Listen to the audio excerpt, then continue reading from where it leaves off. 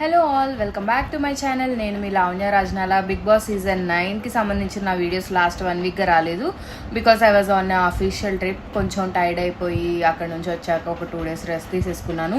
So ఇక్కడ నుంచి అయితే మంచి ఎనర్జెటిక్గా మీకైతే వీడియోస్ ఎప్పుడు నా దగ్గర నుంచి రెగ్యులర్గా వస్తాయి. ఇప్పటివరకు ఎవరైనా నా ఛానల్ సబ్స్క్రైబ్ చేసుకోకుండా ఉండుంటే కనుక డెఫినెట్గా సబ్స్క్రైబ్ చేసుకోండి. సో ఈరోజు వీకెండ్ ఎపిసోడ్ జరగబోతుంది, సాటర్డే ఎపిసోడ్. దానికన్నా ముందు కొన్ని ప్రోమోస్ వస్తున్నాయి బయటికి. ఆ ప్రోమోస్ గురించి నేను మాట్లాడదాం అనుకుంటున్నాను. ఆల్రెడీ బిగ్ బాస్ ఫాలో అయ్యే వాళ్ళకైతే తెలిసే ఉంటుంది, సంజనాని సీక్రెట్ రూమ్కి పంపించడం అయితే జరిగింది.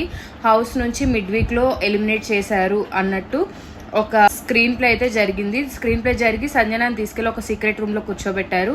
సంజన వెనకాల సంజన గురించి ఎవరెవరు ఏమేమి మాట్లాడుకుంటున్నారు అన్నదైతే సంజన ఆల్రెడీ చూసింది నిన్నటి ఎపిసోడ్లో. సో నాగార్జున గారు సంజనాని స్టేజ్ మీద పిలిచే ముందు ఫస్ట్ ప్రోమోలో అయితే నాగార్జున గారు అందరికీ క్లాస్ తీసుకుంటున్నట్టయితే చూపించడం జరిగింది మనకి.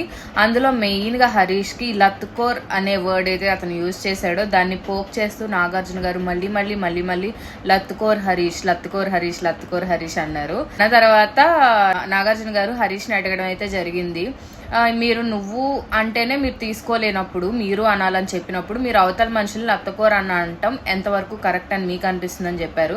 దీనికి కూడా నేను ఒప్పుకోను సార్, నేను అలా అనలేదు సార్, ఇలా అనలేదు సార్ అని డెఫినెట్గా ఆయన ఎక్స్ప్లెనేషన్ అయితే ఇచ్చి ఉంటాడు. బికాస్ తను ఎప్పుడు తన మిస్టేక్స్ని ఓనప్ చేసుకోడు కాబట్టి ఇప్పటికి కూడా అదే ధోరణిలో అయితే మాట్లాడుంటాడని నేను అనుకుంటున్నా.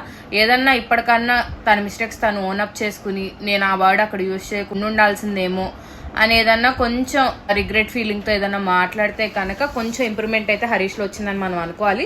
బట్ నేను అనుకోవడం 99% తనైతే తన మిస్టేక్ని ఒప్పుకోడు. నెక్స్ట్ శ్రీజాకి సంచాలక్గా నువ్వు చేసింది కరెక్ట్ కాదు అని చెప్పి నాగార్జున గారు కొంచెం క్లాస్ పీకడం అయితే జరిగింది. రితుని కూడా నీ గేమ్ నుంచి నువ్వు తప్పుకున్నావు, ఇదివరకులా లేదు నీ గేమ్ అని అయితే అక్కడ కొంచెం హెచ్చరిస్తున్నట్టు కొంచెం చూపించారు. అండ్ మెయిన్గా వచ్చేసి ఓనర్స్ వర్సెస్ టెనెంట్స్ అనే కాన్సెప్ట్ ఏదైతే ఉందో ఈ సీజన్ది, అది అందరూ బ్రేక్ చేస్తూ కనిపించడం ఆడియన్స్కి నచ్చట్లేదు అని చెప్పి నాగార్జున గారు అయితే చెప్పడం జరిగింది. దానికి మాజీ కెప్టెన్ పవన్ కలెక్టివ్ డెసిషన్ అందరం అనుకుని తీసుకున్నాం ఓనర్స్ అందరం అని చెప్పాడు. బట్ నాగార్జున గారు అయితే సాటిస్ఫై అవ్వలేదు. నాకు కూడా అనిపిస్తుంది ఏంటంటే వీళ్ళు ఎప్పుడైతే కామనర్స్ అందరూ ఓనర్స్గా ఉన్నారో అప్పుడు మేము ఓనర్స్ అనే అధికారం చాలా ఇచ్చారు, బాగానే ఉంది, వాళ్ళ రోల్ అది అని చెప్పి వాళ్ళు ఇది చేశారు. ఇప్పుడు టెనెంట్స్కి వెళ్ళినప్పుడు వాళ్ళ బాధ్యతలు కూడా వాళ్ళు కరెక్ట్గా చేస్తే బాగుంటుంది. ఎంత ఓనర్స్ వద్దన్నా కూడా వాళ్ళ గేమ్ అయితే వాళ్ళు కరెక్ట్గా ఆడాలి కాబట్టి రూల్స్ ప్రకారం వెళ్తామని వాళ్ళు చెప్పుకుంటారు కాబట్టి టెస్ట్గా వాళ్ళు ఓనర్స్ పర్మిషన్ తీసుకుని ఏ పనైనా చేయటం, వాళ్ళ దగ్గర నుంచి ఏదైనా తీసుకోవడం కూడా చేస్తే బాగుంటుంది. ఏవైతే టెనెంట్స్ ఫాలో అవ్వాల్సిన రూల్స్ ఉన్నాయో అవన్నీ ఫాలో అయ్యి ఓనర్స్ దగ్గర ఫుడ్ అది తీసుకోకుండా వాళ్ళతో పాటు వెళ్ళిపోయి వాళ్ళ బెడ్రూమ్స్లో వీళ్ళు కూర్చోకుండా ఇలా ఉండుంటే బాగుండేది. ఎలా అయితే సెలబ్రిటీస్ అందరూ టెనెంట్స్గా ఉన్నప్పుడు ఫాలో అయ్యారో వీళ్ళు కూడా అది ఫాలో అయ్యి ఉంటే కనుక డెఫినెట్గా బాగుండేదని నాకు అనిపించింది. సో అదైతే ఫస్ట్